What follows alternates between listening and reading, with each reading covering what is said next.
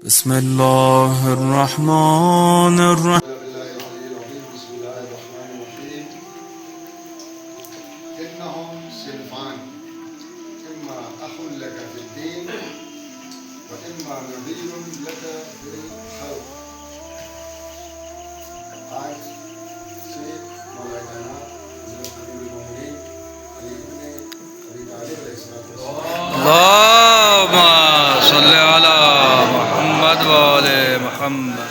کے کچھ نورانی کلمات کو آپ کی خدمت میں پیش کروں گا. سب سے پہلا فقرہ نام کا نہج البلاغہ میں جو آپ کے نام اور لیٹرس کی جو فہرست ہے اس میں جو آپ نے جناب اشتر کے نام جو لیٹر لکھا ہے، خط لکھا ہے. خط کیا ہے؟ وہ گویا ایک حکومت کو چلانے کا قانون بتائے، جو بہت سارے اصول بتائے حاکم کو کیسا ہونا چاہیے. اس میں یہ چیز بتائی کہ حاکم اپنے ماتحت عوام کو، لوگوں کو کیا سمجھے، اس کی نظر میں کیا ہے اس کے اوپر ایک حاکم حکومت کر رہا ہے، ایک لیڈر حکومت کر رہا ہے، اس کی نگاہ میں عوام کی کیا حیثیت ہونی چاہیے. جب اس کے دشمن ہے، اس کے دوست ہے، اس کے غلام ہیں، اس کے نوکر ہیں وغیرہ. تو اس میں امام فرماتے ہیں کہ فَإِنَّهُمْ صِنْفَانِ، کہ تم جس جگہ حکومت کرنے کے لیے جا رہے ہو مصر میں، وہاں دو طرح کے لوگ ہیں. اما اخٌ لک فی الدین، یا تو وہ مسلمان ہیں، دیندار ہیں، تو وہ تمہارے دینی بھائی ہیں. قرآن میں انما المؤمنون اخوہ، تمام مومنین دیندار لوگ، اللہ کو ماننے والے سب آپس میں بھائی ہیں. پھر وہ یا تو تمہارے بھائی ہیں، کبھی تمہیں ان کا خیال رکھو بھائی ہیں کس لیے. اما نذیر لک فی الخلق، یا پھر وہ بھی تمہاری طرح ایک ہی آدم اور حوا کی اولاد. مان لیے جو یہودی ہیں، عیسائی ہیں، مجوسی ہیں، یا کسی اور مذہب سے ان کا تعلق ہے، جو مسلمان نہیں ہیں، وہ بھی تمہارے دشمن نہیں، وہ بھی تمہارے کیا ہیں؟ بھائی. خلقت میں تمہاری طرح وہ بھی انسان ہے. تو اس کو علماء نے اس کی جو تفسیر کی کہا کہ پوری دنیا کے جتنے بھی لوگ ہیں وہ ہمارے یا دینی بھائی ہیں یا انسانی بھائی ہیں.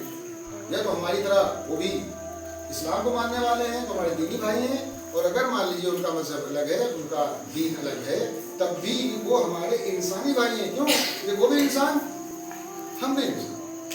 سب سے بڑا پیغام مولا کائنات نے جو انسانیت کے نام دیا ہے، اگر اس پر آج پوری دنیا اکٹھا ہو جائے تو آپس میں کوئی اختلاف نہیں، مگر یہ کہ ظالم اور مظلوم والا اختلاف وہ اپنی جگہ.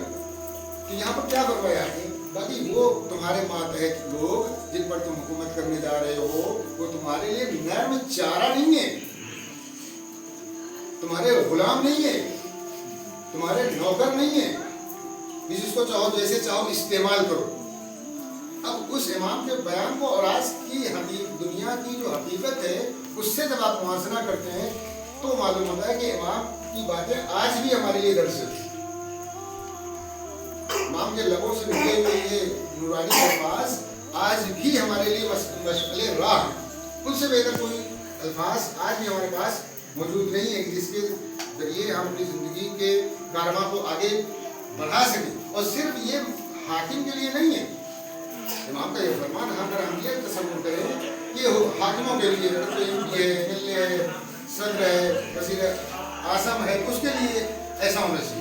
یعنی ہر وہ انسان کے جس کے ماتحت ہم لوگ ہیں، گھر میں، آفس میں، دفتر میں، اسکول میں، انجمن میں ہیں، متولی ہیں، جو بھی ہیں، اگر ہمارے ماتحت چند افراد ہیں تو ان کے تئیں ہماری ذمہ داری ہے کہ ان کو ہم اپنا بھائی سمجھے. یا مسجد میں بڑے بزرگ ہیں، بچے ہیں، کبھی کوئی ہنس دیتا ہے، کسی کو ہنسی آ جاتی ہے، کوئی کسی کو چیڑی کاٹ لیتا ہے، کوئی کسی کی جگہ پہ اپنا صدقہ رکھ دیتا ہے، کوئی کسی کی چپل پہن لیتا ہے.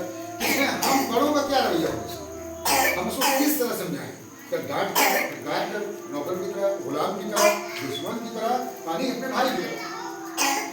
यानी एक अगर हमारा सगा भाई अगर उससे कोई गलती होती है, उससे कोई खता होती है, तो हम किस तरह उसको राह रास्त पर लाना चाहिए? किस तरह हमें उससे हमदर्दी होती है?